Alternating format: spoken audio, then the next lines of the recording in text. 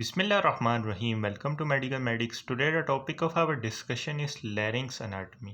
larynx चूँकि एक बहुत बड़ा टॉपिक है तो हम इसकी मल्टीपल वीडियोस में बात करेंगे। आज की वीडियो में हम इन 3 टॉपिक्स को देखेंगे। हम इसकी सिचुएशन और एक्सटेंट की बात करेंगे, इसके साइज़ और इसके कार्टिलेजेस जो कि बहुत इंपॉर्टेंट टॉपिक है, इसको देखेंगे। तो स्टार्ट करते हैं। सबसे पहले इसकी सिचुएशन और एक्सटेंट की बात कर लेते हैं। ये लाई करता है anterior mid line of the neck के अंदर। तो इस 3D डायग्राम में हम देख लेते हैं कि ये हमारे पास नेक वाला रीजन है।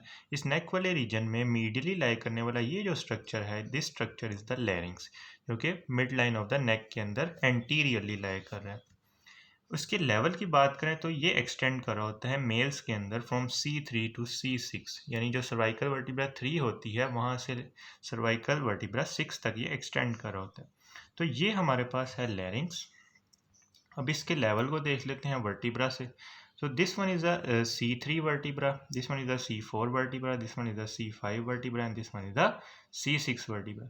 तो इसमें हम क्लियरली देख सकते हैं कि इन वर्टिब्रास के एंटीरियरली हमारे पास लाई कर रहा है लैरिंक्स। अगर हम थायराइड ग्लैंड को हाइड करें तो हमें नजर आएगा कि ये वाला जो रीजन है ये हमारे पास है लैरिंक्स वाला रीजन। लैरिंक्स आगे जाके कंटिन्यू हो जाता है with the trachea, this one is the trachea. Adult females के अंदर और जो चिल्ड्रंस होती हैं उनके अंदर हमारे पास इसका लेवल थोड़ा हाई होता है, यानी वो प्रेजेंट होता है C1 से C4 के लेवल तक, और चिल्ड्रन के अंदर भी ये प्रेजेंट होता है C1 से C4 के लेवल तक।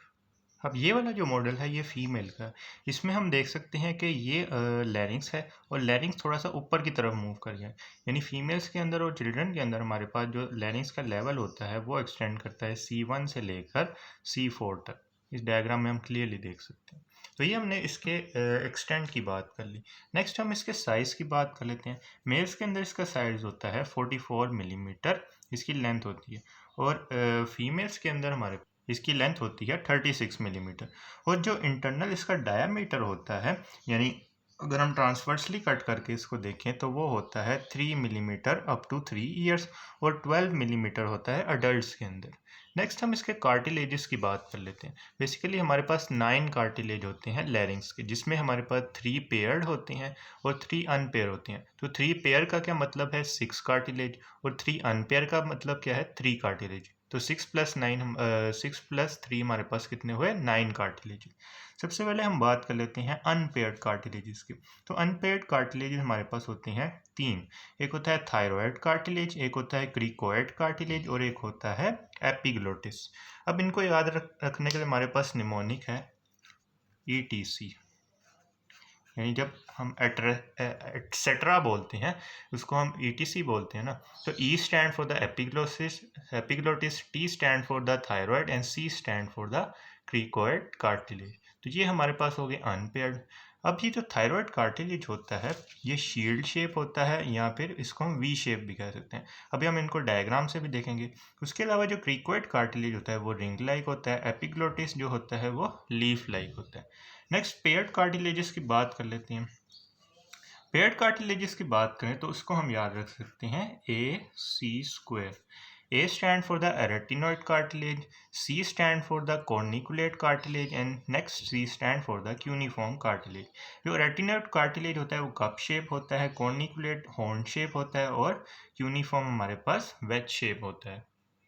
अब इन कार्टिलेजेस को 3D डायग्राम से देख लेते हैं। सो जब हम एंटीरियर एस्पेक्ट से देखते हैं तो this cartilage is the thyroid cartilage. इसकी शेप हम देख सकते हैं कि it is somehow V shape और शील्ड शेप है। नेक्स्ट हम क्रिकोइड कार्टिलेज की बात कर लेते हैं। तो जो क्रिकोइड कार्टिलेज होता है वो थायरॉयड के नीचे प्रेजेंट होता है। This cartilage is the cricoid cartilage. Anteriorly जो इसका पार्ट होता है वो नैरो होता है, जबकि पोस्टीरियरली इसका पार्ट ब्रॉड होता है। तो ये क्रिकोइड कार्टिलेज हो गया। नेक्स्ट हमने अनपेयर्ड में कहा epiglottis. So this cartilage is the epiglottis. ये एपिग्लोटिस है। इसकी शेप हम दे सकते हैं कि इट इज लीफ शेप्ड। अगर हम ऊपर से हायोइड बोन को हाइड करें, so this is the epiglottis. इसकी शेप हम क्लियरली देख सकते हैं कि it is leaf shaped. Paired में हमने कहा कि रेटिनोइड प्रेजेंट था। अब रेटिनोइड कहाँ पे प्रेजेंट है? This one is the cricoid cartilage. Cricoid cartilage का जो पोस्टीरियर ब्रॉड पार्ट है उसके ऊपर हमारे पास ये जो दोनों प्रेजेंट है, these are the retinoid cartilages. एक राइट है और एक लेफ्ट है। अब ये जो रेटिनोइड कार्टिलेजेस होती हैं, इनके ऊपर हमारे पास प्रेजेंट होते हैं, these are the corniculate cartilage. ये जो छोटे छोटे दो प्रेजेंट हैं, दीज आर, उसके ऊपर हमारे पास प्रेजेंट होते हैं, उसके लेटरली बेसिकली हमारे पास प्रेजेंट होती हैं क्यूनिफॉर्म कार्टिलेजेस, यानी कॉर्निकुलेट के लेटरली प्रेजेंट है क्यूनिफॉर्म कार्टिलेजेस। तो एक बार दोबारा से देख लेते हैं कि एंटीरियरली हमारे पास प्रेजेंट है ये वाला cartilage, this cartilage the thyroid cartilage. Posteriorly ये हमारे पास डेफिशिएंट है, क्योंकि ये रिंग की तरह नहीं है, पीछे से ये डेफिशिएंट है। उसके नीचे हमारे पास प्रेजेंट है cricoid cartilage, this one is the cricoid cartilage, जो कि रिंग बना रहा है around the larynx, this one is the cricoid cartilage. उसके अलावा this one is the epiglottis, this one is the epiglottis. Epiglottis, उसके अलावा जो पेयर्ड कार्टिलेजेस होते हैं उनको हम पोस्टीरियर एस्पेक्ट से देख सकते हैं। सबसे पहले हमारे पास क्रिकोइड के ऊपर ये वाले दो कार्टिलेज प्रेजेंट है, these are the retinoid cartilages, ये दो। उसके अलावा उसके ऊपर हमारे पास दो छोटे छोटे कार्टिलेजेस प्रेजेंट है, these are the corniculate cartilage. उसके लेटरली हमारे पास क्यूनिफॉर्म कार्टिलेजेस प्रेजेंट है। अब हम इनकी थ्योरी को देख लेते हैं। सबसे पहले हम थायराइड कार्टिलेज की बात कर लेते हैं। अब ये जो थायराइड कार्टिलेज होता है ये वी शेप्ड होता है क्रॉस सेक्शन के अंदर। अब ये क्रॉस सेक्शन में कैसे वी शेप है, इसको हम 3D डायग्राम से देख लेते हैं। So this cartilage is the thyroid cartilage. अब इस डायग्राम में हम क्लियरली देख सकते हैं कि इट इज़ वी शेप। जब हम इसको ऊपर की साइड से देखते हैं तो इट इज़ वी शेप।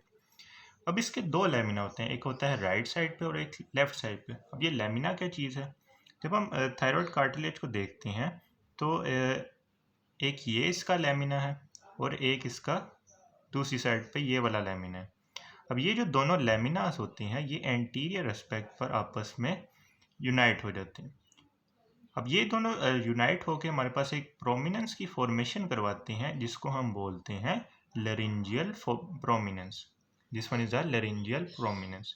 ये एक साइड का लेमिना है और एक ये दूसरी साइड का लेमिना है, यानी ये ओवरऑल ये जो सारा पार्ट है, ये दोनों आपस में एंटीरियरली यूनाइट होकर एक प्रोमिनेंस की फॉर्मेशन करवाते हैं, जिसको हम बोलते हैं लेरिंजियल प्रोमिनेंस।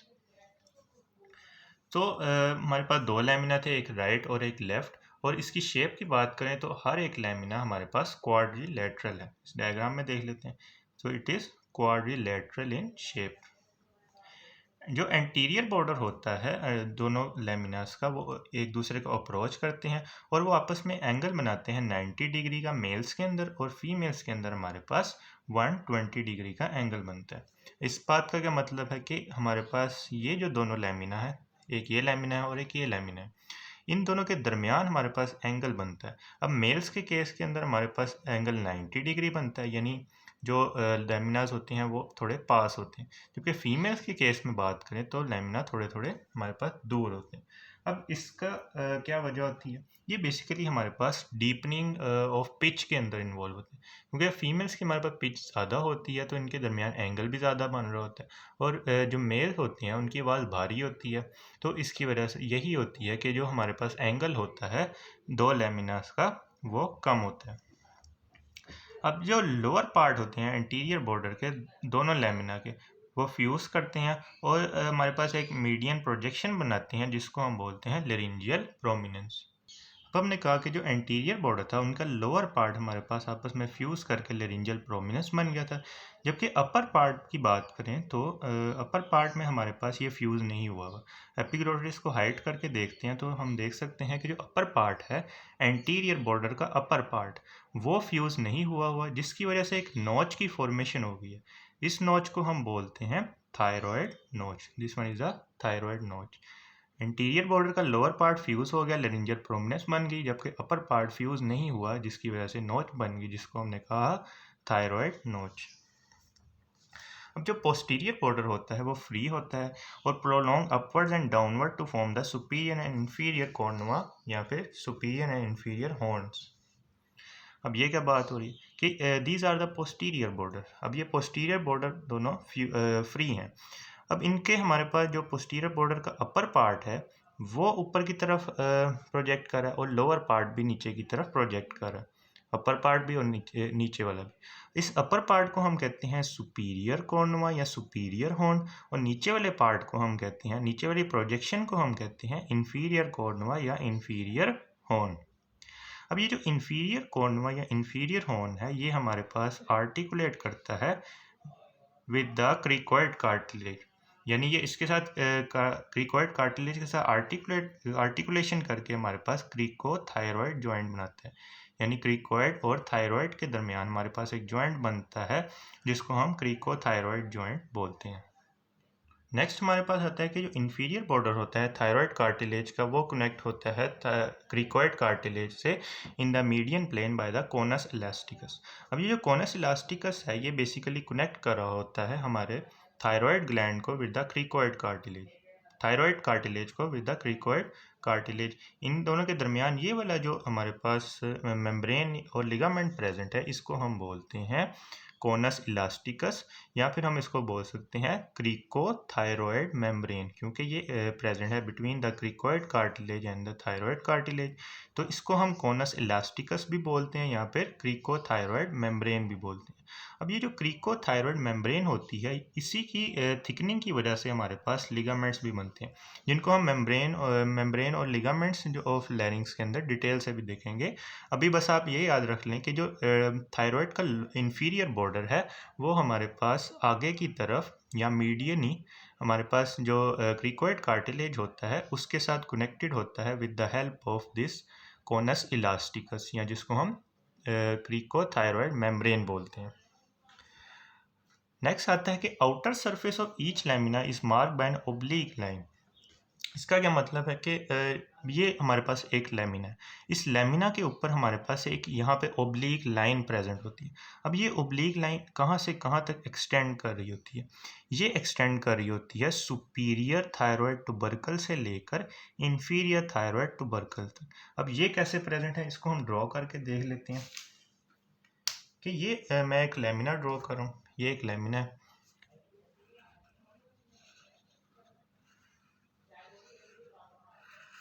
अब यहाँ पे करके हमारे पास एक टुबरकल प्रेजेंट है। This टुबरकल is the superior thyroid टुबरकल।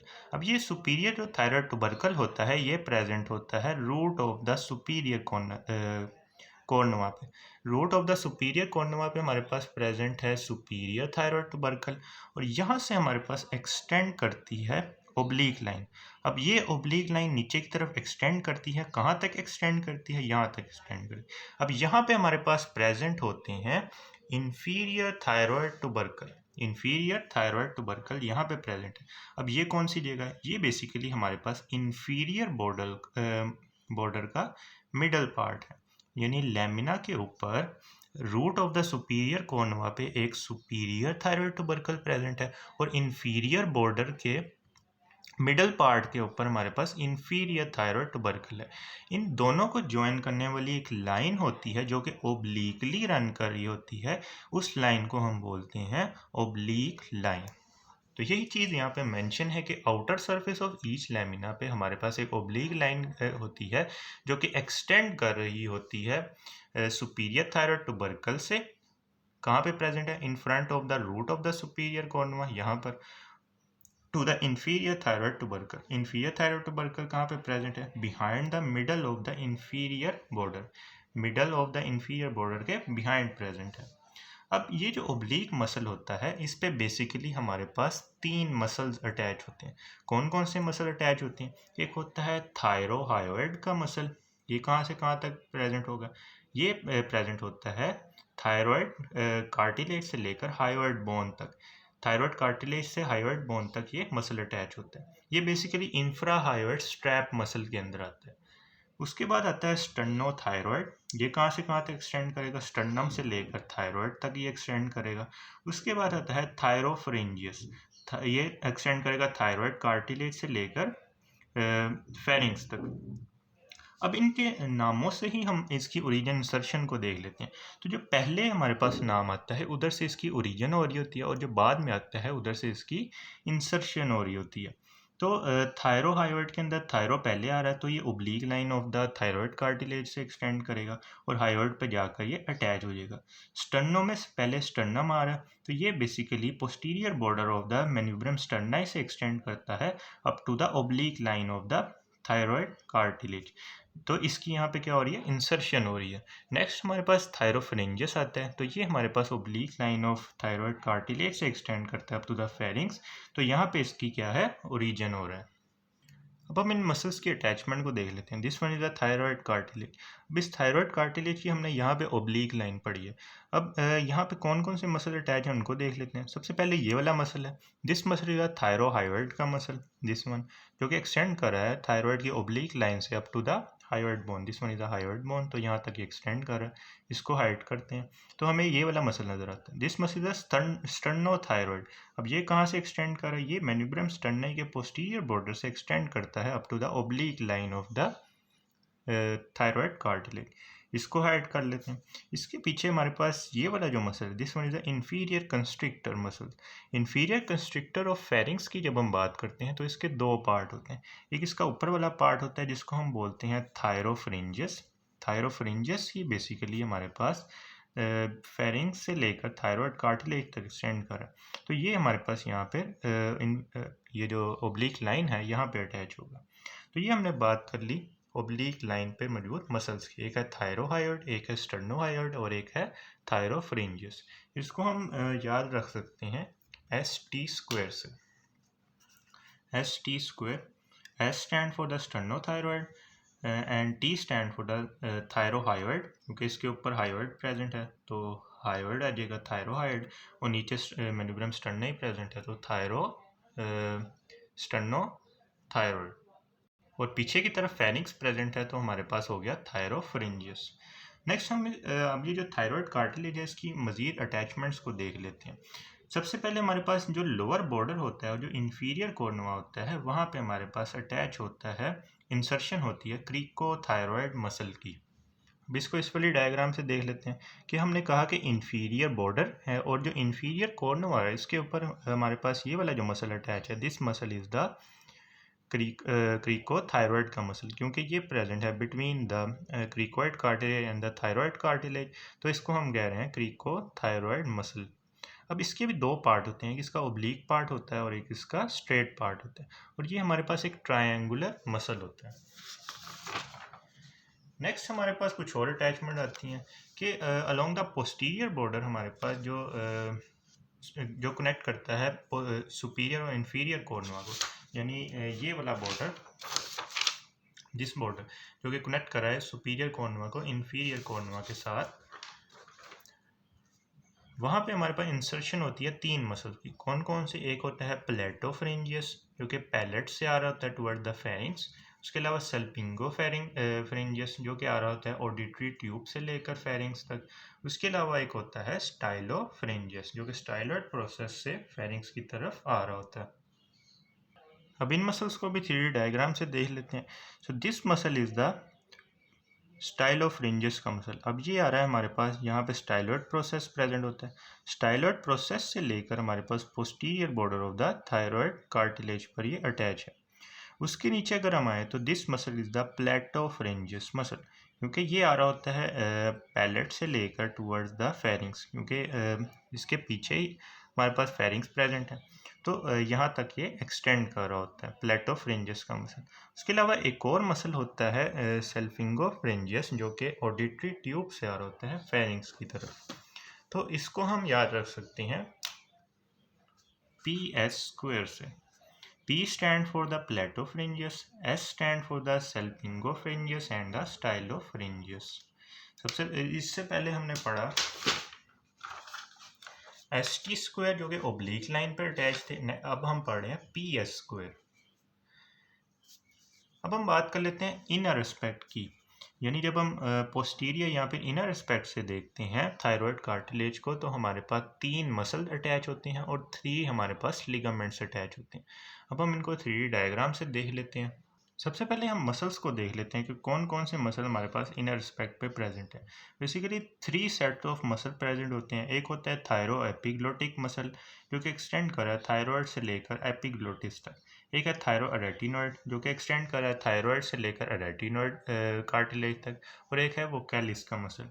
इनकी हम ओरिएंटेशन को देख लेते हैं। तो ये हमारे पास लेटरल एस्पेक्ट है और ये हमारे पास पोस्टीरियर एस्पेक्ट।